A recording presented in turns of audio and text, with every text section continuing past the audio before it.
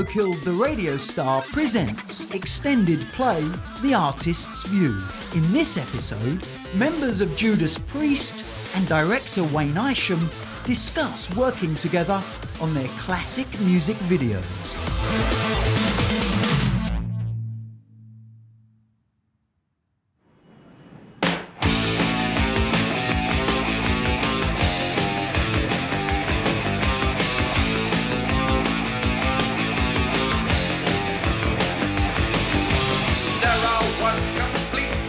They were very important in the 80s, you know, they were very symbolic of what you're about, where you're at, and they expressed your music, and it was a great, another form of media that was very successful at the time.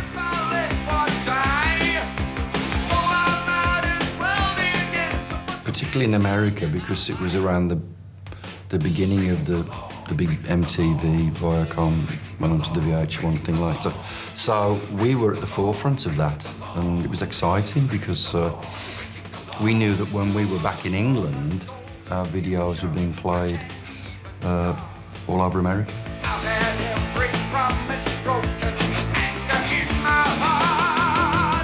It was just an explosion, wasn't it? I mean, bands were spending more on one single conceptual video than they were on an entire album. Yeah. We understood right from the beginning how important a good video was going to be. Breaking the law, breaking the law, breaking the law, breaking the law, breaking the law, breaking the law, breaking the law. Breaking the Law was just a mini movie. It was a story within itself, you know. It was us robbing a bank, and our weapons were guitars, and the prize was a gold album. And it was a lot of fun to make, and it was like a little mini movie. You don't know what it's like. The videos like Breaking the Law were stepping stones to what we did later on.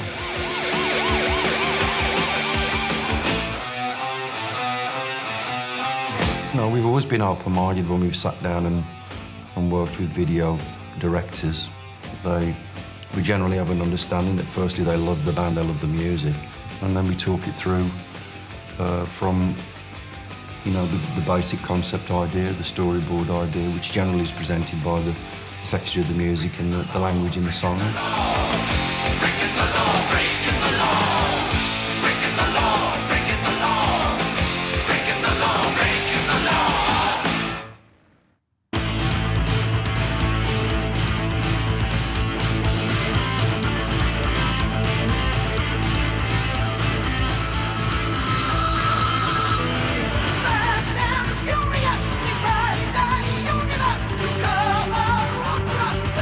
We've definitely been fortunate to work with two of the greats, I think, Julian Temple on this side of the Atlantic and definitely Wayne, you know, covering the American side.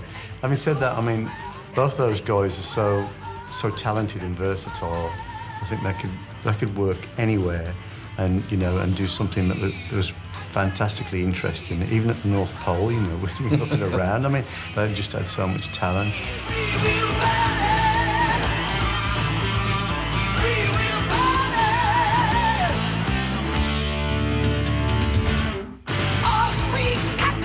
What I call the metal gods, you know, Judas Priest, these are the guys that I've always enjoyed listening to the music. So that was like one of those great gifts that, again, came along my way. I really feel gifted that the music that I enjoy came along my way.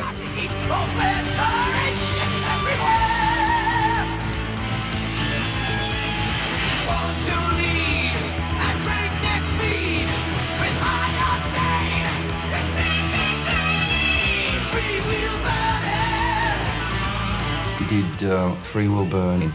He said, I'm going to shoot these lasers into your eyes. So can you keep them closed? What? So, well, you'll have your shades on anyway. I want to get the shades. I want to shoot the lasers onto your mirrored sunglasses, and it'll go all off, you know. I said, is this okay? These are not going to burn through the lenses, are they? No, man, it'll be great, man, you know. And so you just close your eyes and don't open your eyes till I tell you open your eyes. Okay. You are going to open them now. It's done. And fortunately, you've still got retinal vision. But you see the final effect, isn't it? It's spectacular.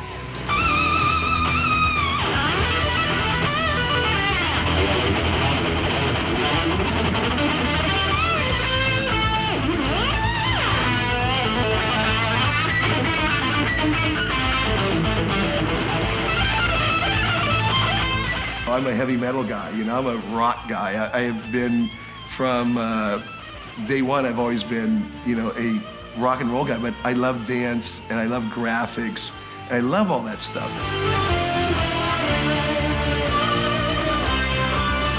I believe in cameras, fun, music, and you go for it.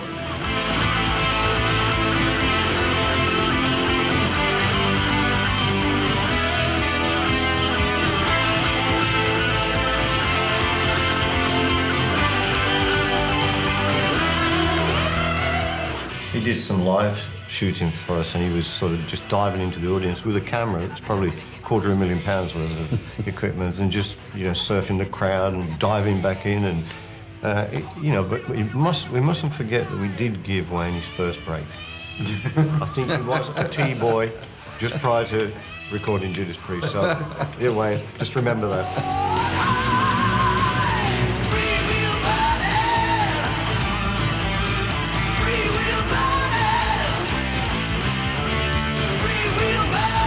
Anything is possible.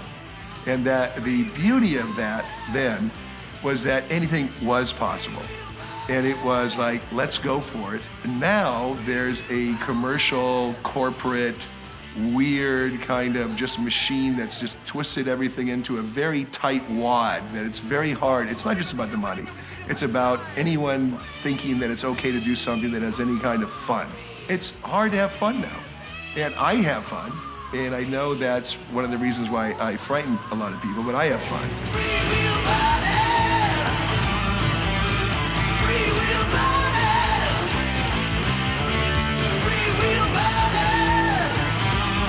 It was almost like, I suppose if you're like a private in the army and the sergeant major or the general comes in, it's like, yes, sir, so yeah.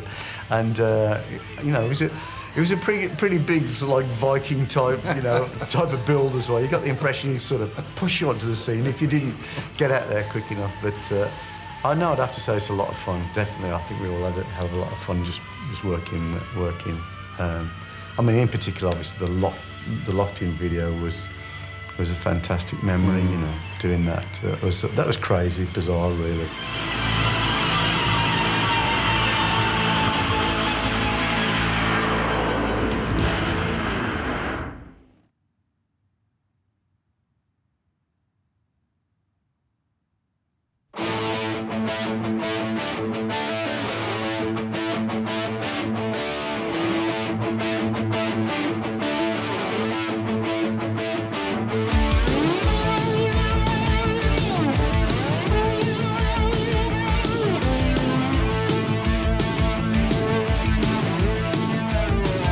A lot of sense of humour in that video as well, and Wayne, Mr. California, he probably comes from Alaska, I don't know, but I always thought of him as Mr. California, but he got the sense of humour straight. Being English, working with an American, it doesn't always work because the sense of humour is very different, but Wayne has got a very English sense of humour, and if you see the Locked In, for instance, there's a lot of humour in that video, which he captured, and he understood our sense of humour.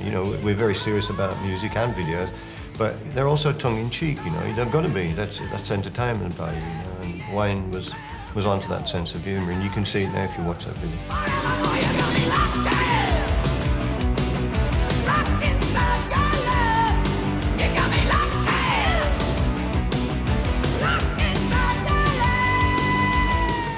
Sort of brief we gave to Wayne when we came to do Locked In. We said we wanted to have something really full of interest, a little mini movie, and we couldn't have met really anybody better than Wayne. He went, he saw it straight away, and we always had a certain amount of input. But like I say, when we met Wayne, he was, he got it straight away. Other people didn't always quite get it straight away. Wayne got it straight away and ran with it. You got the key to my heart. Go ahead and use it. Break me in, slam the door. What I love about someone that looks at or listens to the music, thinks about it and go, what would I like to see? What would I like to hear? And that's how I've always approached everything. It's like that. One of the questions was, how would you get inspired? I'd put it in and blurt out the first idea that came out. I'd listen to the music and come out, this is the first idea I had.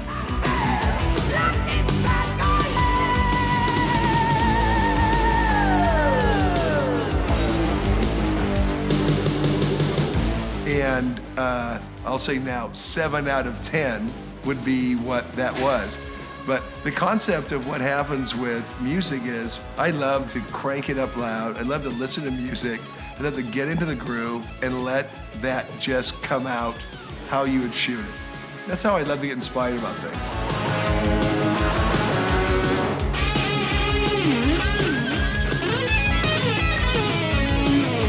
I always remember that Wayne pulled Ken to one side and he said, right, go up and slap him in the face. You know? And Ken said, well, I didn't pretend to. He said, no, really slap him in the face. And if you see that on that video, Ken walks up and slaps right in the face, who's completely stunned by it. But it was just to get that reaction on camera, you know, and that's typical Wayne, you know. It's like, yeah, no, slap him, hit him quite hard, you know. We were filming, and you can see that happen. And Rob was actually sort of tied up so he couldn't hit back at the time.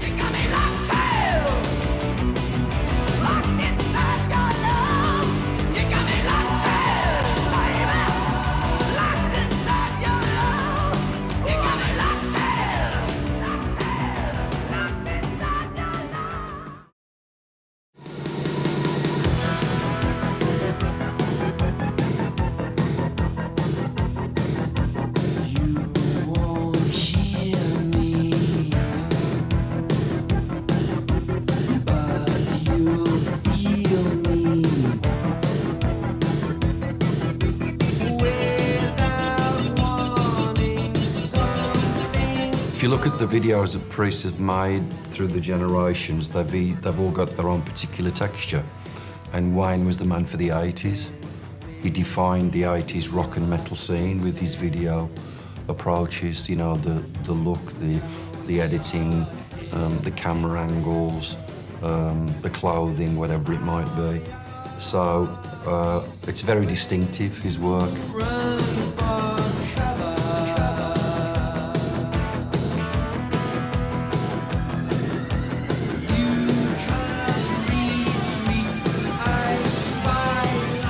Robot is, I was trying to remember the name, I was trying to find the robot. We did a animated piece, and I tried to do my own crude form of animation, you know, Harryhausen animation, and it was the biomechanoid.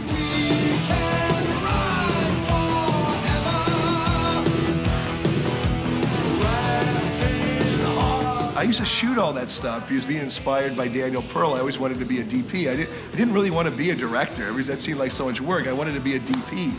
And who the fuck's gonna hire me as a DP?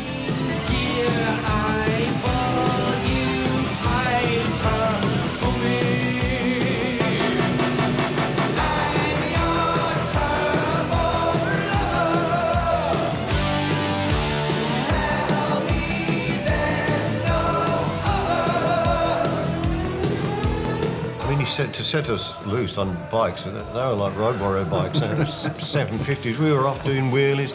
I remember I tried to do one up this bank one, and the bike fell on me and burnt on my leg. I've still got the scar. And that's what Wayne used to do. He used to like set you free, you know, and then just let you do your thing, but he'd pull it out of you, and he'd just shoot loads of ideas, and he was very full on, and he would motivate you, and then he'd just set you free. And he was very good at extracting that character out of everybody in the band. Taken to the sky, love machines in harmony.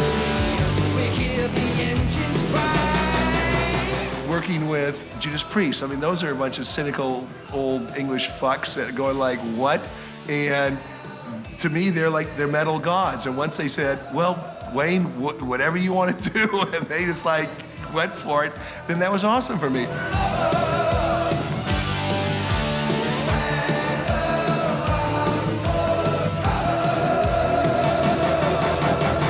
Part of the great history and tradition of Priest is that we don't like repeating ourselves musically. We've always tried to make every record, every separate record from whatever part of that decade that it's come out, be identifiable. And so it's the same with all of the video pieces that we've made with Wayne.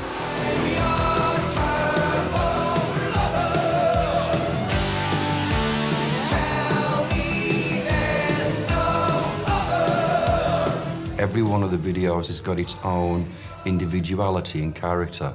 They're all totally separate little vignettes that work magically with the song.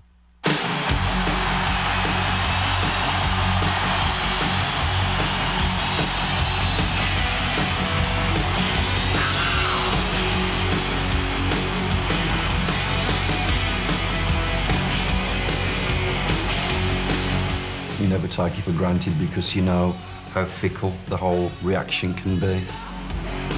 We felt confident about the music on the Turbo album.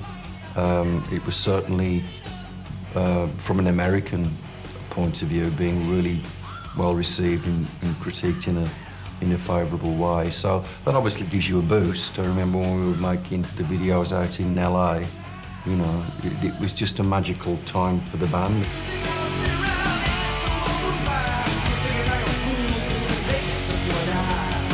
The mid-80s were just insane. It was just a pig out, you know. It was excess, total excess. LA, Hollywood, 1985-86 was just absolutely mental.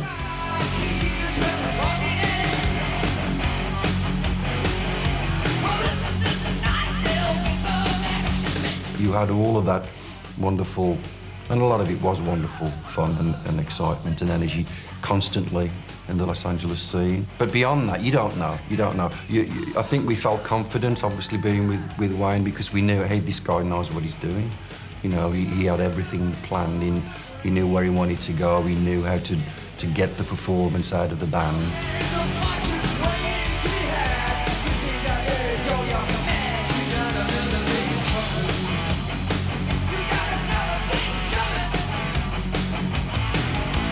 I think a good director will look at a band because obviously they should do their research, and he had. KK's got a personality, the character. I've got one. Glenn's got one. Scott's got one. Ian's got one. All bands are made up of those specific individual characteristics, and he's able to see that and bring that out into the performance.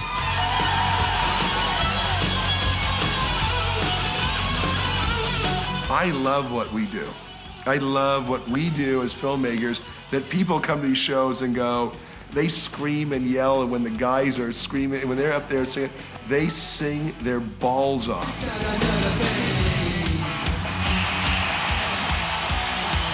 You know, when you're on the road and you see this experience of people on the road, it's un-fucking believable.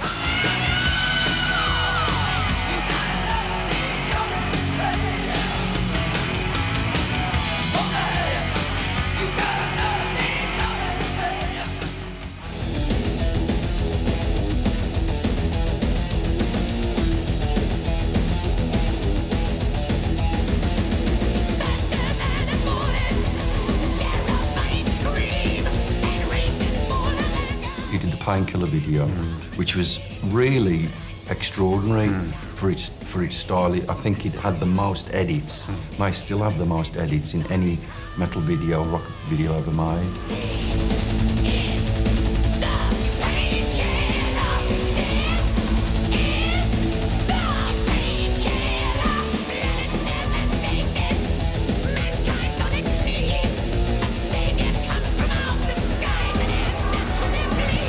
Working with Wayne, he was just like a ball of fire, moving about. You know, it's just so much energy, and that's important really because people probably don't realise that doing a video shoot is the hardest day's work or night. It usually goes into the night you'll ever do in your career, isn't it? I mean, everybody knows that's ever done one knows how rigorous it is, and it's a lot of hard work. And the energy can subside a little bit if you're.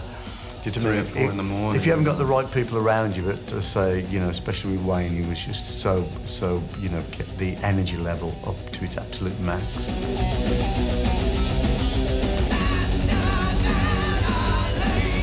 I mean, you've got your storyboard, you've got your plan before you start your day, but if something happens along the way as you're doing scene from scene, it's a bit like being in a band. You know, you make your demos, but when you actually come to do the full professional recording, you go, this isn't quite right, or we can do better, or here's a completely off-the-wall idea that's incredible, and that's Wayne's mind at work.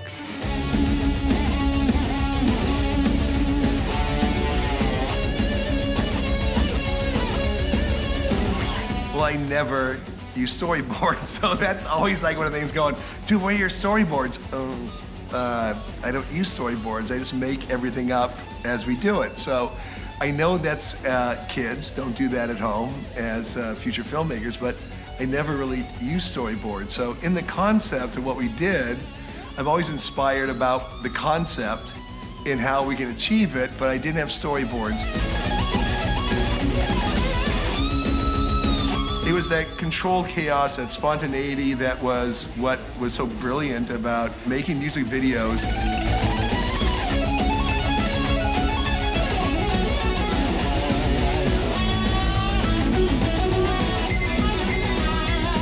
When I started on the journey, I never thought in any sense that from the guy who swept the floor at A&M Records and watched all these crazy English fucks out there doing this wild stuff, that I ever imagined that I was going to be able to take it further.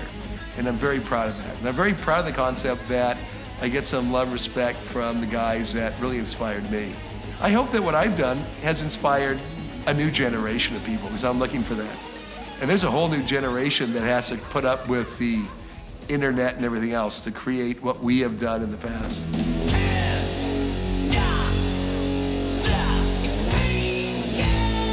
A director can make and break a song. You can have the greatest song in the world, and the video can ruin it. When we've all seen dodgy videos. So again, you know, he did a really great job on all of the Priest videos to really qualify the music, to make the music stand up, you know, with the visual interpretation.